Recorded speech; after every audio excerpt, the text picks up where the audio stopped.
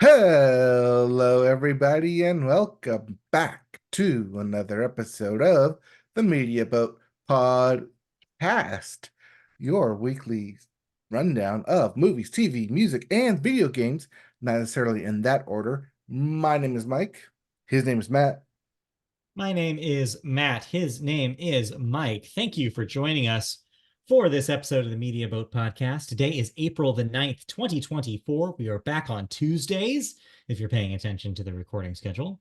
This is episode 430, and we're going to talk about all sorts of things today. We've got music, we've got movies, we've got all of the things in between to talk about. So let's jump into it. Let's get right into it with the music section. Start the music section with the Billboard. Start the Billboard with the Hot 100. And the hottest song in the land is Like That. Like that? Which is a song title by Future and Metro Boomin and Kendrick Lamar. Yes. Coming at 2 is Texas Hold'em by Beyonce. At 3, Beautiful Things by Benson Boone. Boone.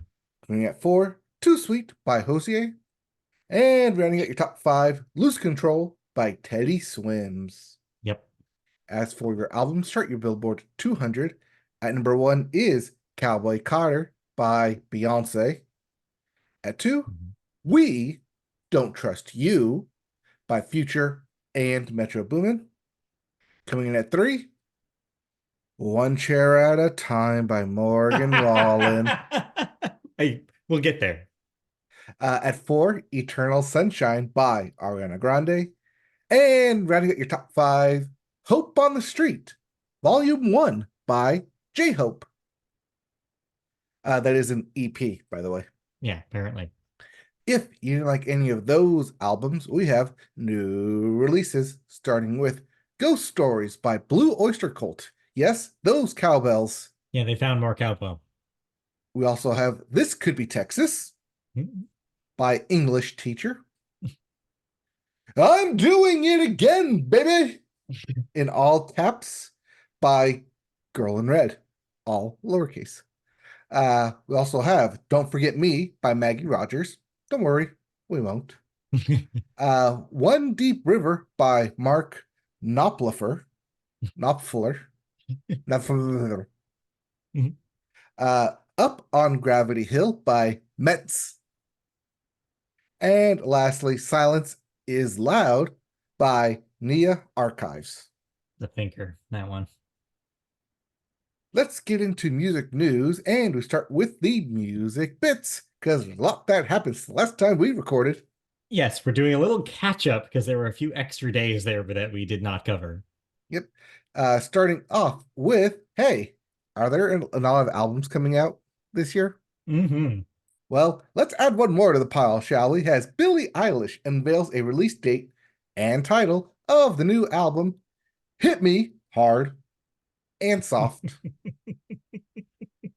Don't forget to add the and soft to Hitting Me Hard. Exactly. So yeah, initial thoughts about that title? How do you feel about that? I mean, most of her songs do actually hit me hard and soft, so I think it's pretty apt. Fair enough. And I didn't have the release date written down, so I looked it up real quick. I'm trying to find it May, I want to say. May 17th. Yep. Right. Mother's Day, or after Mother's Day. Yeah. So there you go. Get your mom a copy of this Billie Eilish record. And then explain who Billie Eilish is and why she's important. She's seen Barbie. She knows. Anyway. Other music bits, we have Kendrick Lamar. He continues his rap beef with Drake and J. Cole.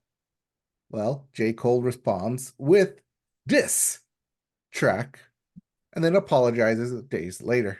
So the reason why diss is in quotes there is not because the name of the song is diss. It's because it wasn't really a diss track. So let's rewind for a second. So Future and Metro Boomin put out their record this week. One of the songs has a Kendrick Lamar verse on it, in which he decides to yet again bring up the fact that he doesn't like when people say that he's on the same level as Drake.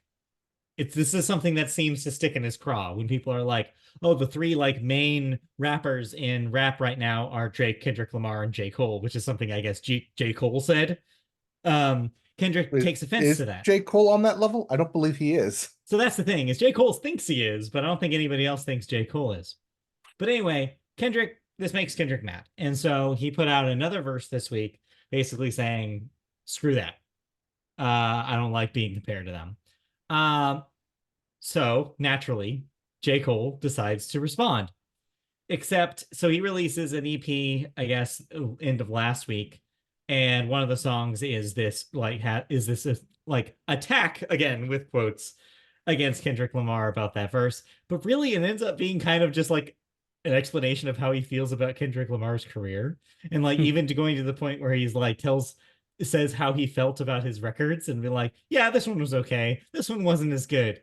And I'm like, everybody's reaction was, this was really weird of you to do, to the point where J. Cole ended up apologizing for that at a festival that he was part of, basically saying, yeah, no, I really respect Kendrick, I didn't actually mean to like say anything against him, and yeah, I shouldn't have ever put out that song. I'm like, all right, cool, well, done, started and ended. I'm sorry I made you listen to me. Basically. So yeah, Kendrick remains invincible, I guess is what you could say by the end of this. All right. Well, someone who is not invincible, Sean Diddy Oh Combs. boy. As Sean Diddy Combs, this son was accused of sexually assaulting and drugging women in a New York lawsuit. So yeah. So there was a raid on Sean Diddy Combs' house. Mm-hmm.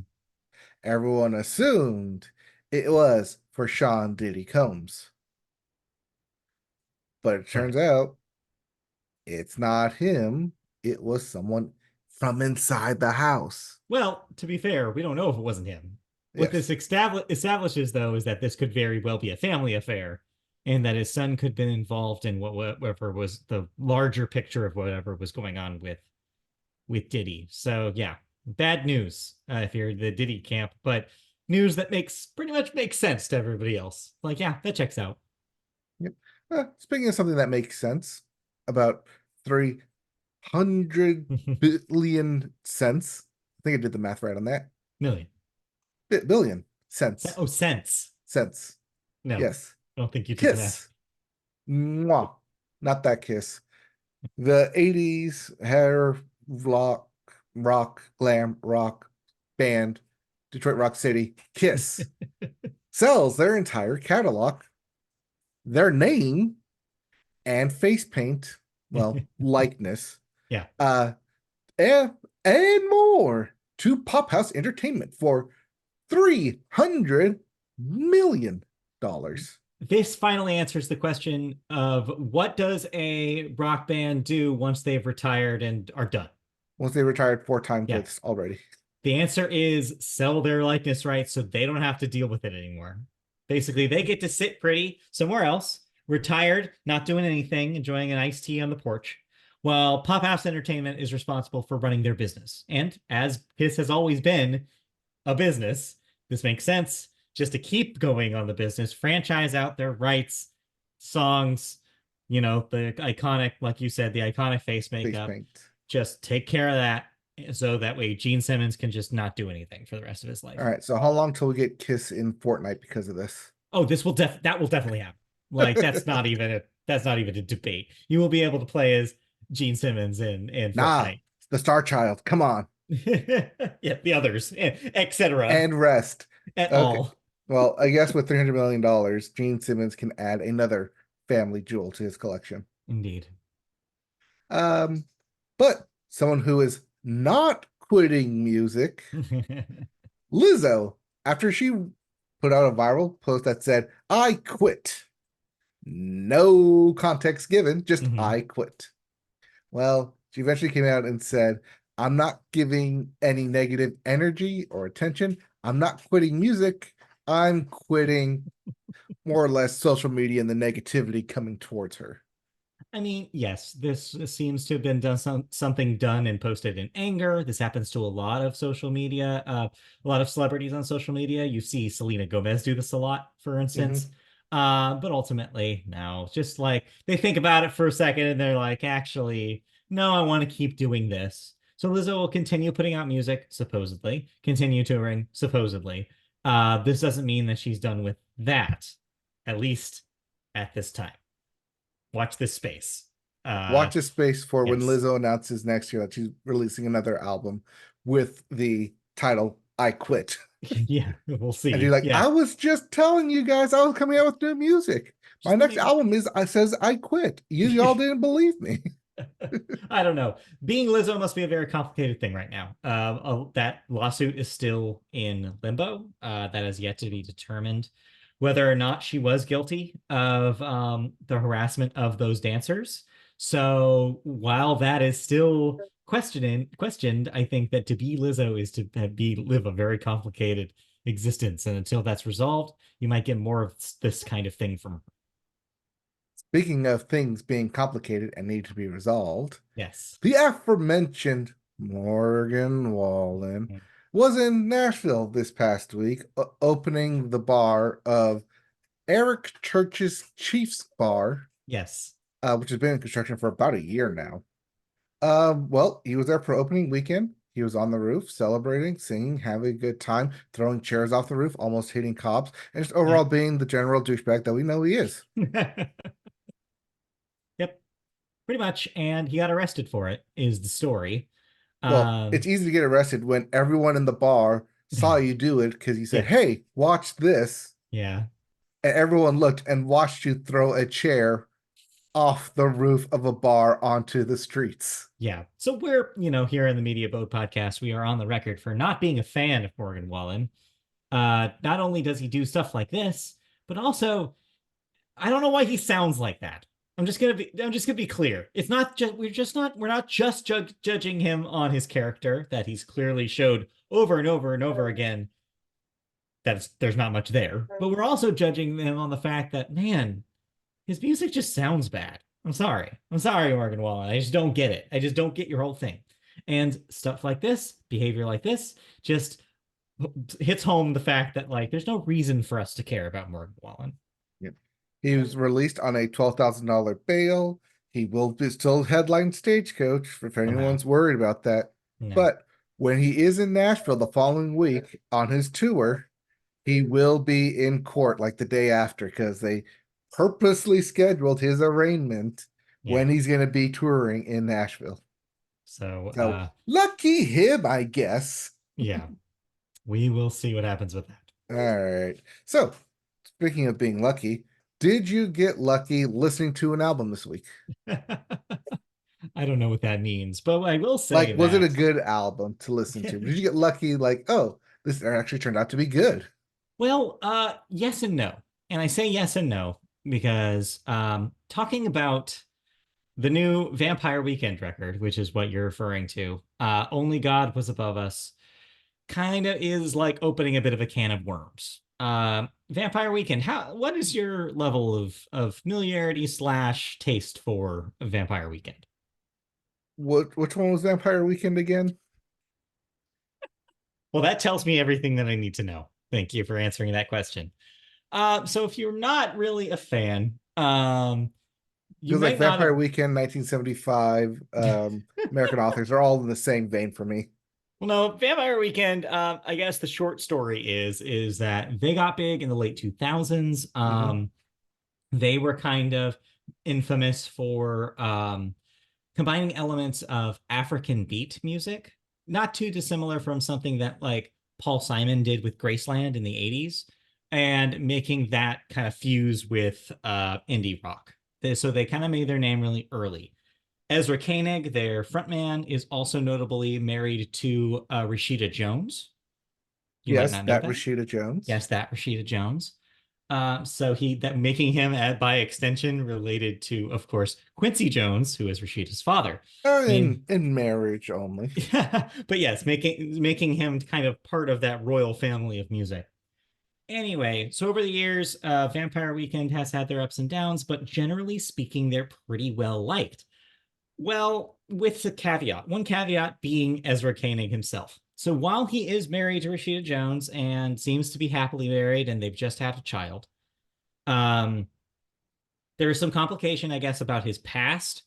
A music journalist basically came out at some point a couple years ago saying that before his marriage, she was in a relationship with him, and he was not the greatest guy. That there was some borderline like problematic treatment that was going on in their relationship, and she wanted everybody to know that that was the case. That this guy maybe not the most sterling record.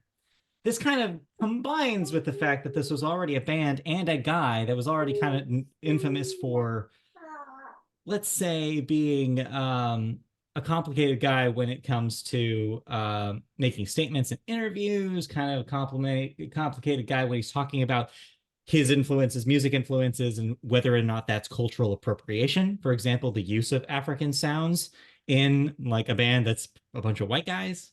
Um, Complicated figure already. So going into this is the first album release where you have all of this knowledge about his potential relationship issues going into the album lead up. So already there's a complication here.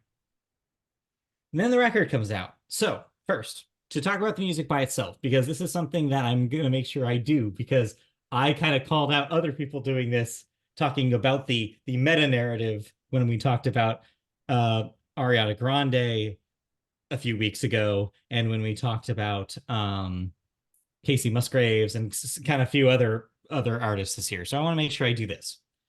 Musically, I think there's a lot to like here. If you like Vampire Weekend's music, this is almost kind of like a greatest hits kind of collection where it like takes a lot of elements from the previous records and reincorporates them in new songs.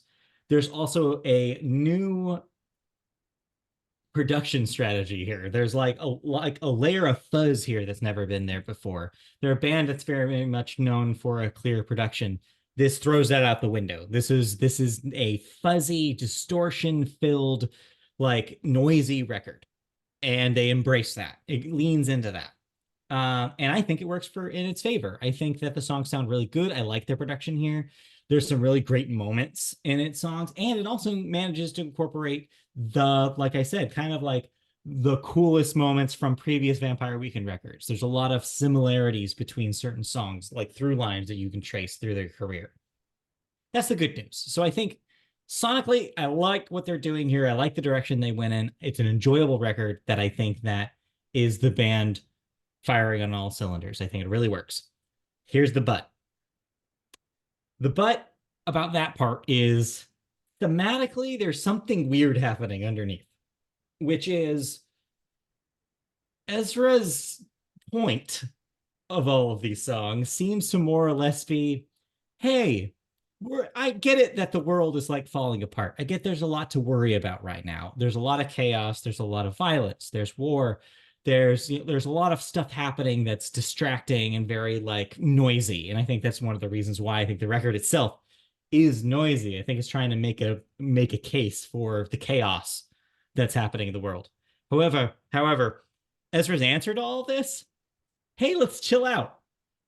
So many times in this record, especially in the final song, Hope, is basically him saying, hey, I know a lot's going on. Hey, I think you need to just let things go. I think you need to chill out, relax a little bit.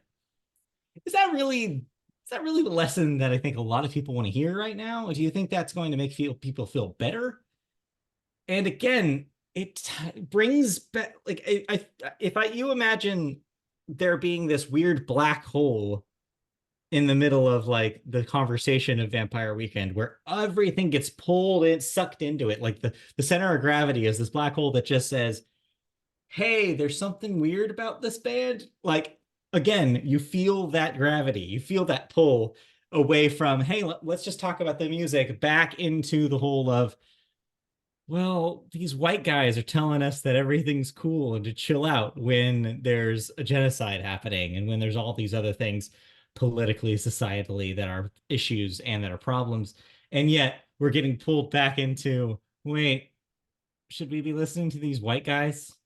Like, what do It's they know? definitely weird, especially in a year where Saviors by Green Day came out and said the exact Yes. same message. Hmm. And well, even last week, Heaven and Hell from Sum 41 came out and had kind of the exact same message of, yeah, we know the world's going to hell in a highway, hell in a handbasket, so we're just going to sing about that. Yeah, and there's a way to do it, I think, that has a call to action. And I think there's a way to do it that's empathetic and understanding. This just caught cat like this just didn't make me feel like there was an answer really, and it was just kind of a shrug.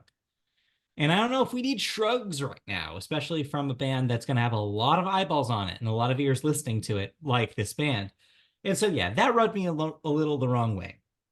But what I will say is, like I said before, if you forget that mess and if you focus on what they've created here, there's some good songs on this record, and it's a good time, and it's entertaining, and it's enjoyable. But there's just something that Ezra Koenig manages to do to just pull everything into about being about him again. And I don't even know if he does it on purpose, but it's happening again and again and again if you look at the history of this band. So be that as it may, your mileage may vary. Check it out if you like them, because you might like it. Unless the baggage tells you maybe hesitate, listen to that baggage if that's something that you want, like if that you believe that keeps you from enjoying it in the way that you do. Because I don't want to tell anybody that, again, to calm down and ignore it. I don't think that's the lesson here. So that's Mileage that. may vary. Mm-hmm. So let's go right into video games then, and we start with new releases, Mm-hmm. including Let's Revolution. All exclamation points for everything but the PC. So if you got it, except on the PC, you can play it. We also have Loretta for everything but the PC. Mm-hmm. Broken Roads for everything but the PC. Actually, that is on the PC. That's everything but the Switch. House Flipper 2 for the PS5 and Xbox Series X. Inkbound for the PC. Botany Manor for the PC, Xbox Series X, Xbox One, and the Switch. Children of the Sun by the PC. Gigantic, Rampage Edition for everything but the Switch. And lastly, Perish for everything but the PC and the Switch. Mm-hmm. And so let's get into our video game news. And we go, this one's for the kids. Yes. Well, kids, question mark, if they're being Mm-hmm. paid. So the head of Roblox Studios has rejected accusations that the platform is exploitative when children use it to make money. Roblox Studio is a development environment created by the Roblox Corporation, which offers a range of building, scripting, testing, debugging, and collaboration tools to let users make their own Roblox games. Users can then upload their game, known as an experience, to the Roblox platform, where they can either make it available for free or monetize it, with Roblox taking a cut of any money made. In an interview with Eurogamer, however, Roblox studio head Stefano Corazza rejected suggestions that the practice could be considered exploitative, instead saying it can be, quote, the biggest gift for young developers, especially those in difficult conditions. Quote, you can say this for a lot of things, right? He argued. Like, you can say, oh, we are exploiting child labor, right? Or you can say, we're offering people anywhere in the world with the capability to get a job and even an income. So I can be like 15 years old in Indonesia, living in a slum, and then now with just a laptop, I can create something, make money, and then sustain my life. For them, hearing from their experience, they didn't feel like they were exploited. They felt like, oh my God, this is the biggest gift of all. And suddenly I can create something. I had millions of users. I made so much money. I could retire at 15. So, yeah, it's not exactly the statement that you want to hear. It's basically like the only correct answer to the question, is your video game exploiting child labor? If it's not no, then you have a problem. And this guy didn't only not say no, but then he went on to defend it by making up some sort of total, I don't know how true this is. Maybe it's true, maybe it's completely made up. It feels made up. Excuse, basically saying like, yeah, but some poor person can make money on it, so that's fine with me. It's like, no, what are you saying? That person should not be working. It is that person is a child. Period. End of sentence. So it's a complete dodge of the question. It's embarrassing. They did sort of walk it back, but not really. I guess Roblox, the corporation, made a statement saying, "Hey, we usually offer statement review before things go live. You guys posted your story before you asked for our review." It's like, well, you shouldn't have to review something that your CEO says. Like, obviously, he says he means probably what he says. He probably does really believe this, which is even darker, which is even more worrisome. So it goes to show you that the people at the top of Roblox don't understand that that's a problem. They just do not get it. There's just a disconnect. And it's going to be that way until there's regulation against stuff like this. And who knows when that's going to happen. I don't know. I feel like this is part of like their EULA when you sign up, like you were X years old and you can make like X amount of like money or profit or something from it. Yeah. Yeah, it's got to be like something like that, but they don't. But that they want kids to play their game is the thing. Kids flock to Roblox. If they lose that audience, there goes Roblox. So yeah, it's weird. So, Okay. did you play anything? No, no. I mean the PC. Yeah, more Final Fantasy for me. So, get to sportsman. Get to be go to the Sportsman. second half of the show here. Television is the next section. We always start television with the sports corner. As long as our connection is stable. Looks like there's something happening in the background here, flips and blops. Um, I will assume that everything's good and move on. So tell sports. So we'll start sports with some bits about the Masters golf tournament. Masters was this weekend. Did you watch any of this? This upcoming Sorry, weekend. you did not So, specify. they will, yes, this upcoming weekend. This weekend. I know. This upcoming weekend is the Masters tournament. They're all in Georgia, Augusta. Hmm. You have But nothing else to say about that. no, because they haven't really started playing yet. Okay, well, I don't have anything to say about the golf, so I thought you were gonna have something that you're looking forward to. Well, I don't know. This is like the longest odds that Tiger Woods has ever had in his career, like even when he was like a rookie. So nobody's expecting him to do good. And since the Masters is not associated with the PGA, both golfers from the PGA and Live Golf get to compete in the Masters. Mhm. Okay, well, look forward to that then this coming weekend. But Yep. this past weekend, though, to go back to that, was a sports event. Well, not really a sports event, sports entertainment event. WrestleMania happened. You could probably just tell me what happened in So WrestleMania. the reign of Roman Reigns has ended after 1,316 days.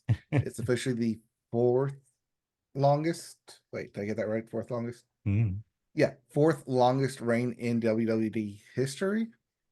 Um, but when one nightmare ends, another nightmare begins, namely Cody Rhodes, aka the American Nightmare, as his reign now begins.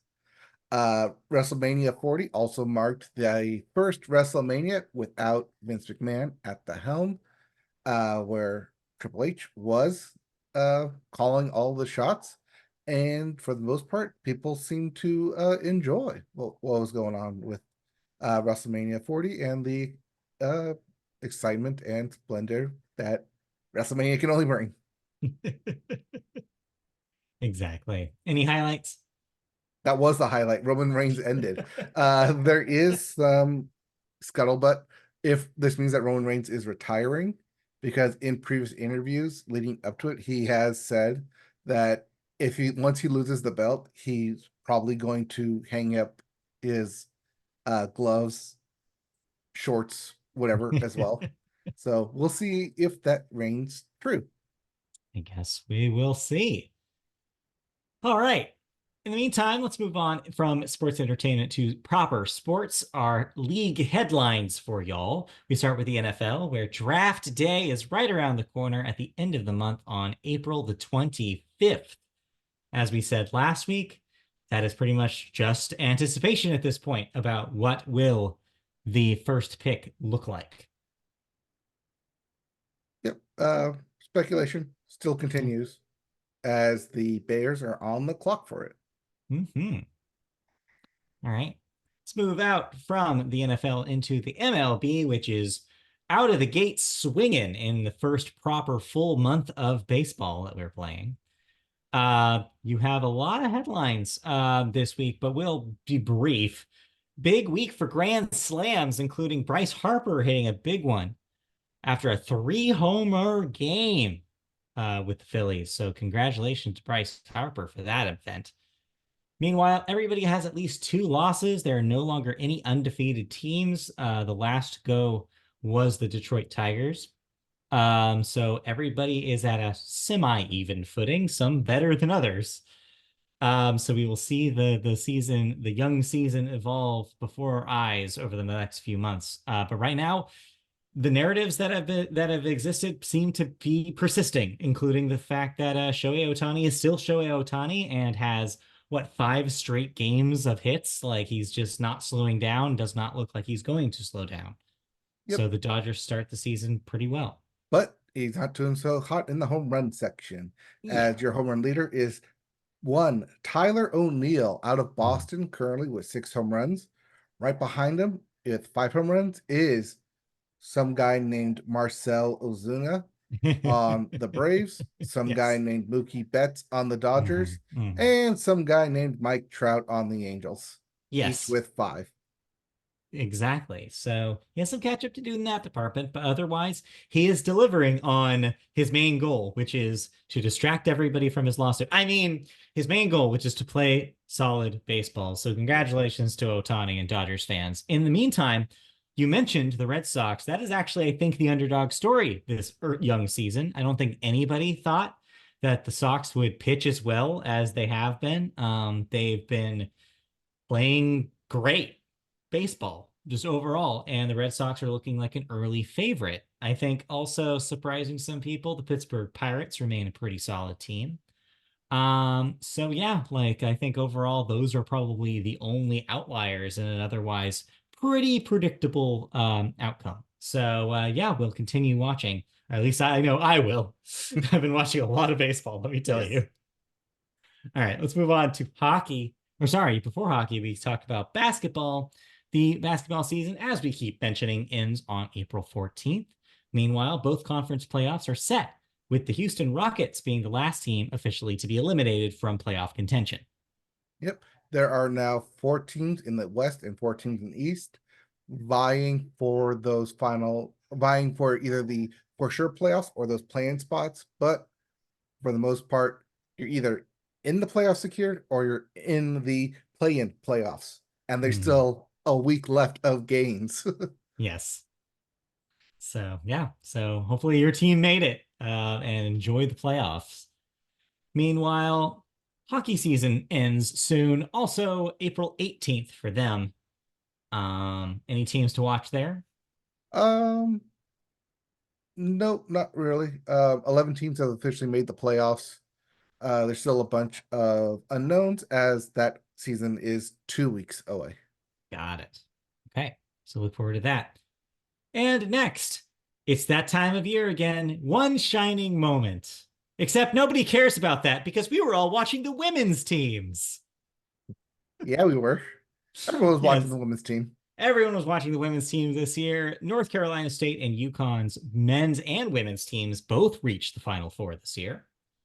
However, the women's tournament was the big draw as number one South Carolina topped number one seed Iowa with 18.7 million viewers.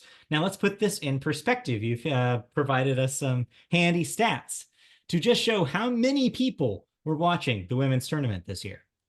That's more than all but 4 college football games in the entire calendar year of 2023, every World Series game since Game 7 of the 2019 World Series, every NBA Finals game since Game 5 of the 2017 NBA Finals, every Daytona 500 since 2006, every Masters final round viewership since 2001.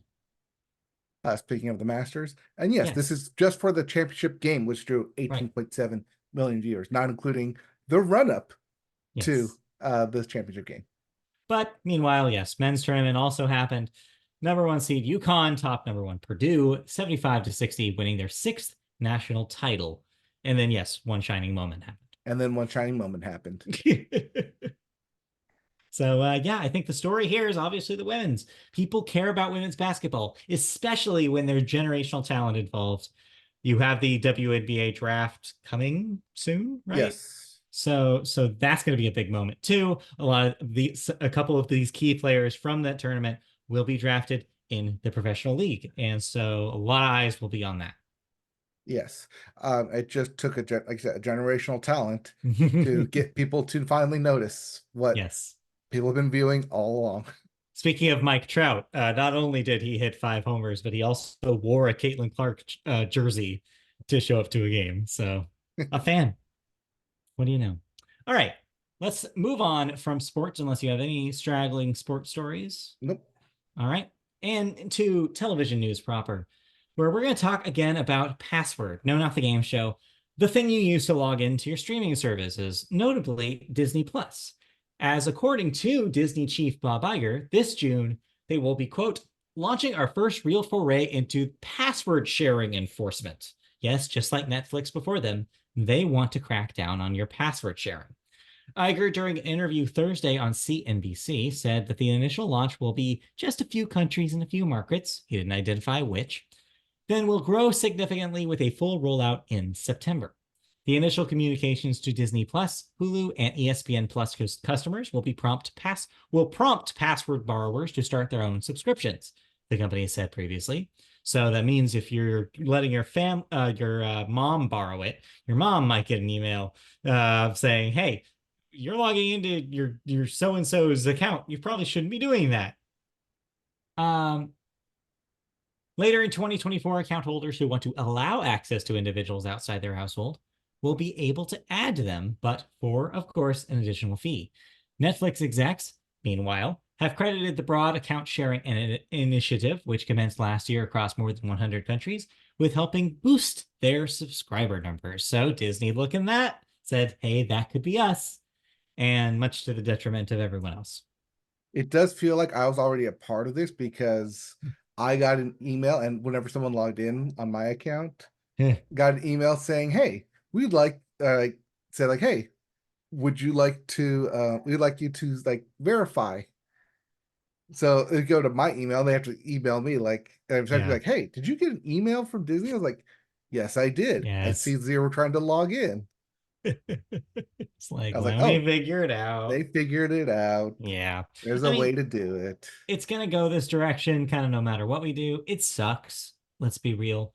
But I mean, take if you're going to advantage. do this, make a family plan Yeah, available. Let exactly. me add other people for a minimal cost. Incentivize us to split that bill with like a family style kind of thing. Exactly.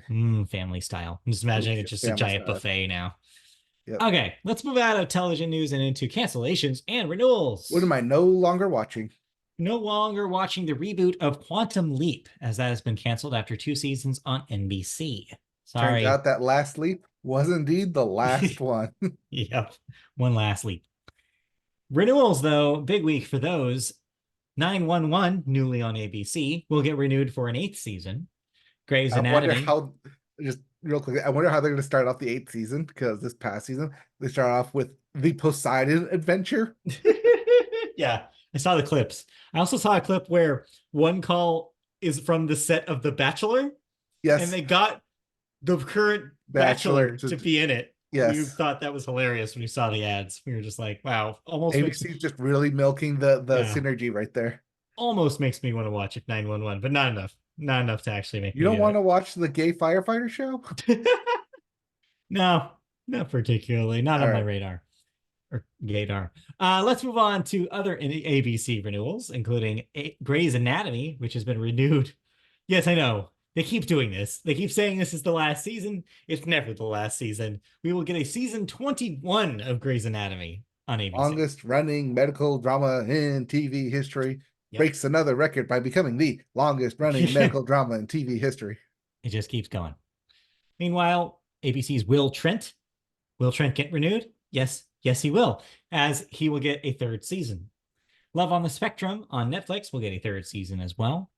Now, CBS has renewed all three FBIs, including normal FBI, which will get a ninth season, FBI Most Wanted, which will get a sixth season, and FBI International, which will get a fourth season.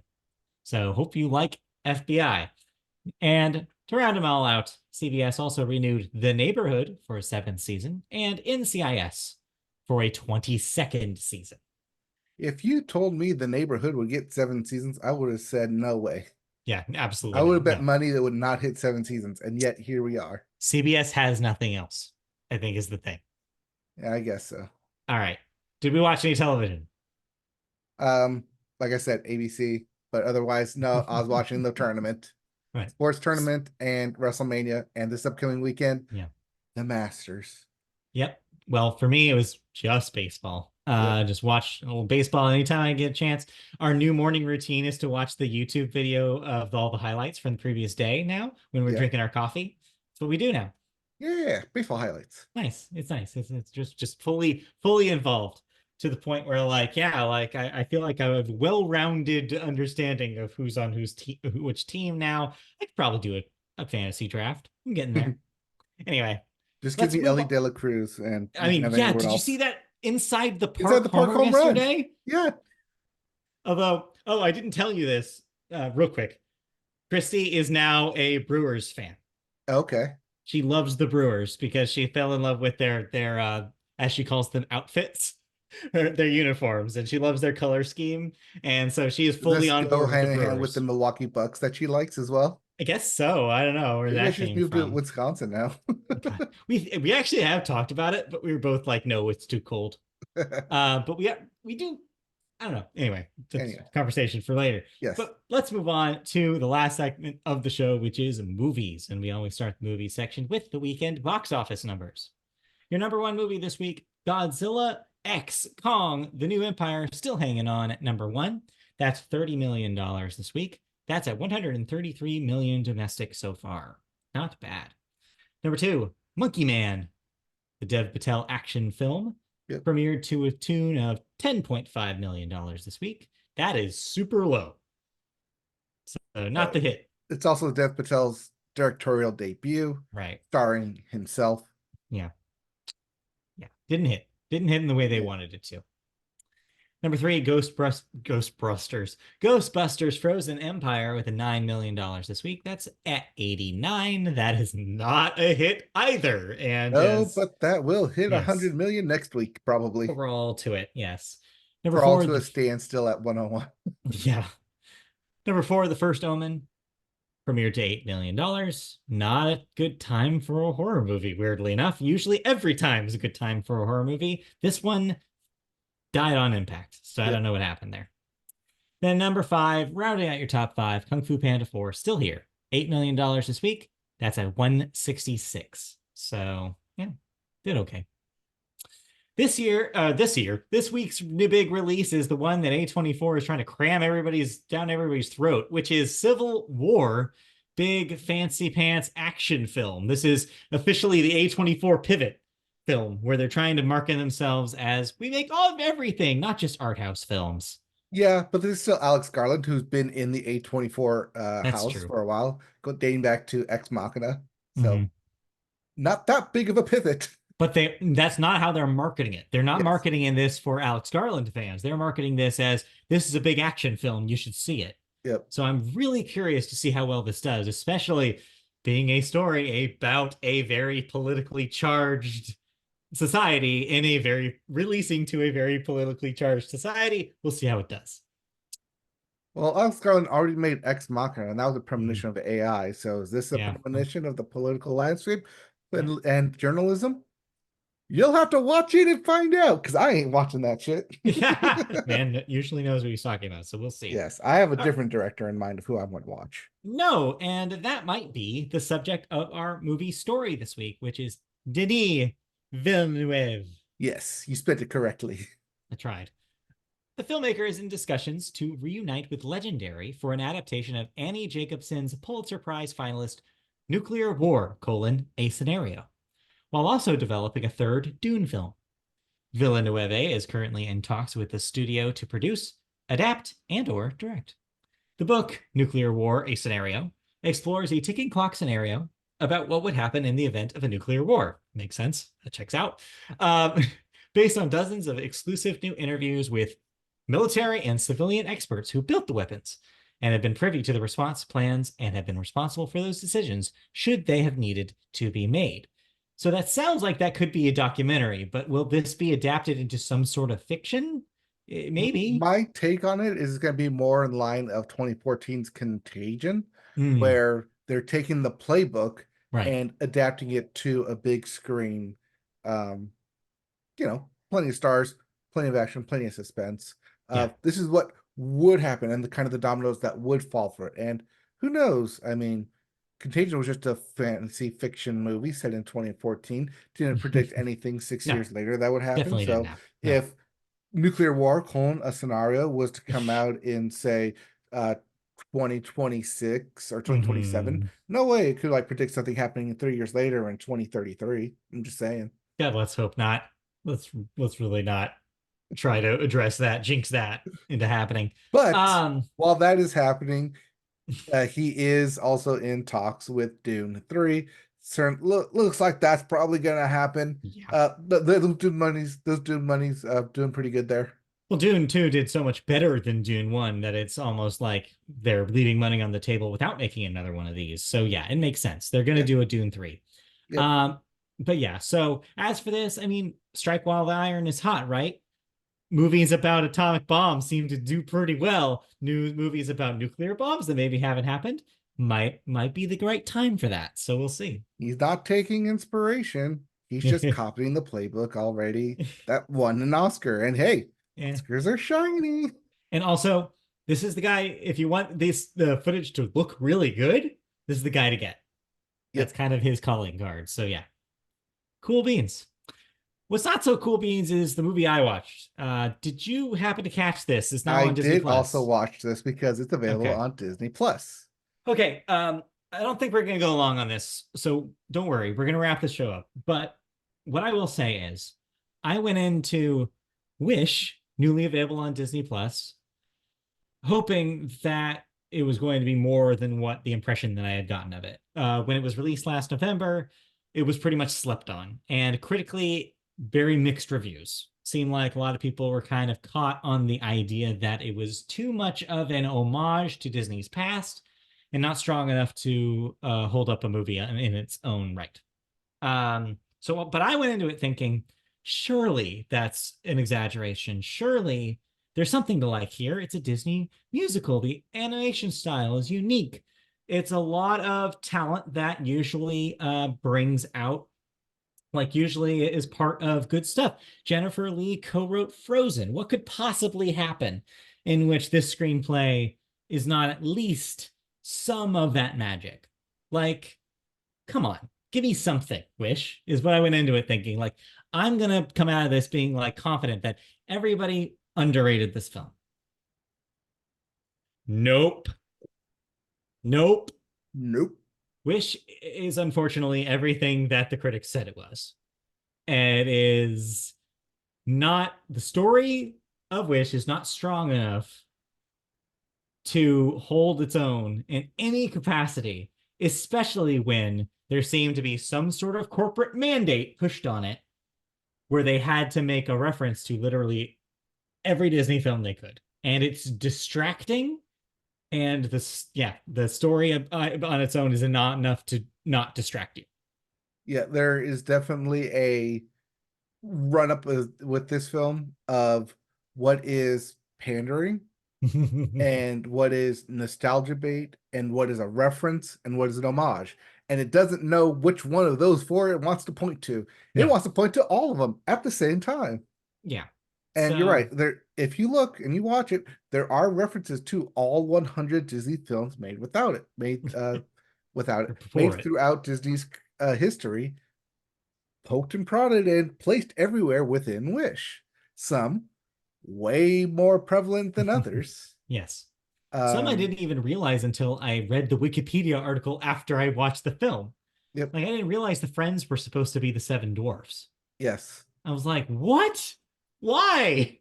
You didn't get the dopey costume and the I'm grumpy I mean, line. again, the connections made sense when I read that, but before I was like, just right over my head. Yep. So here's the thing is that even without all the pandering, even if you throw out the Disney, like the Disney jokes, I still don't think there's much here.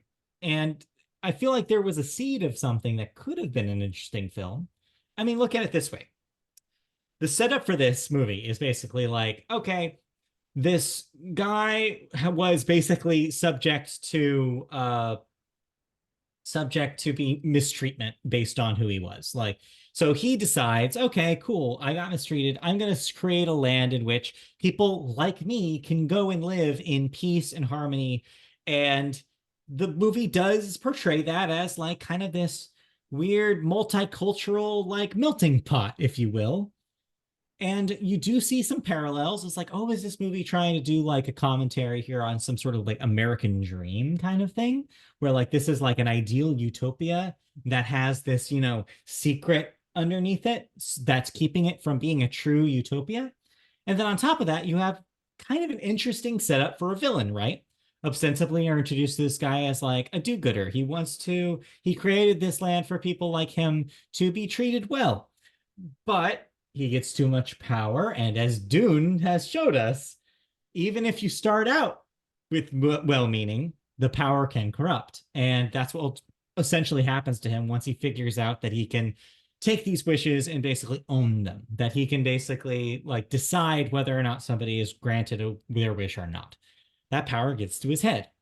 And I guess the catalyst in this film is your main character, Asha, who points this out to him. And all of a sudden he switches on a dime and becomes basically like the bad becomes all of him. Like it just overwhelms him. And for the rest of the movie, he is a very, very obvious villain. There's something there that if they just treated it with a little bit more gentleness, if they were delicate with this character, and if it was like a more generous ramp to that evil instead of just being all right, boom, into the musical number, all of a sudden he's the bad guy and it's not even close. Like there's something there I and they think you just also throw it out needed the to window. establish that he is a good guy in its essence, not just Yeah, say, "Oh, he once a month he grants people's wishes." Like, show right. me. Like, nowhere Yeah, in like even the opening did it say like, "Oh, he granted my wish. Now I yeah. did this. Now I do that." But the worst Like, part about all that to me is that you could have redeemed this film if they returned that theme in the third act. No, they don't. They completely throw out that theme, make you forget that it ever existed, and then tell you at the end, no, the moral is actually not power corrupts. The moral is everybody could wish the whole time. It was in you the whole time. And now you realize that and you save the day. It's two different movies, right? Like there was no setup for that at the beginning of the film. The beginning of the film is not that.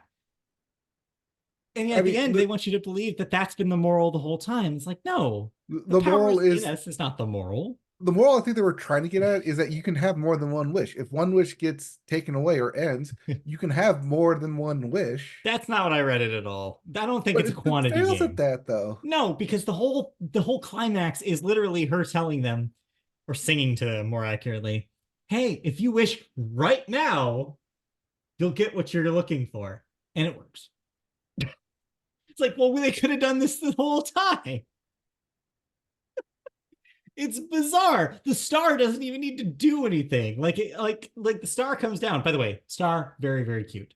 Mhm. Christy and I love that star. He needs to be in a better movie though because he does nothing. He basically is just like, hey, hey Asha, you can do this stuff. Like you can wish on me and stuff will happen. I can give you like a magic wand. Oh, cool. It does nothing, but I can give it to you and you can use magic. None of it matters because that's not where the story is going. There's so many points where like it introduces a concept to then just be like, it's not really important right now, and then forgets that it happened.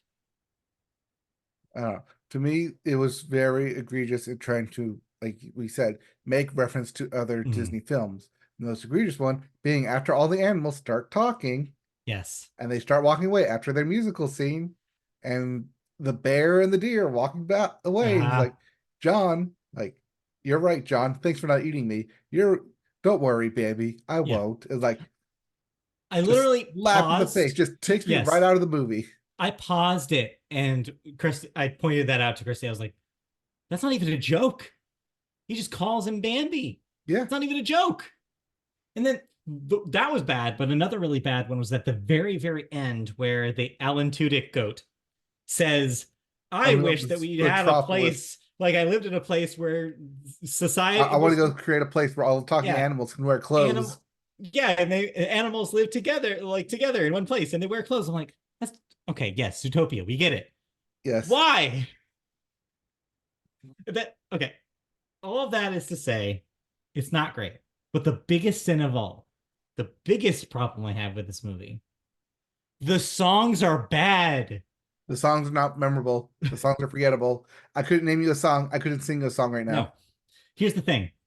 Julia Michaels is not a bad songwriter. She wrote Selena Gomez's Lose You to Love Me. She wrote Justin Bieber's Sorry, which is the best Justin Bieber song, might be the only good Justin Bieber song. So she's not a bad writer, but for some reason, whatever collaboration happened here and whatever she was given, the material she was given, it's like she's cramming a dictionary to every single one of these songs. They're too wordy.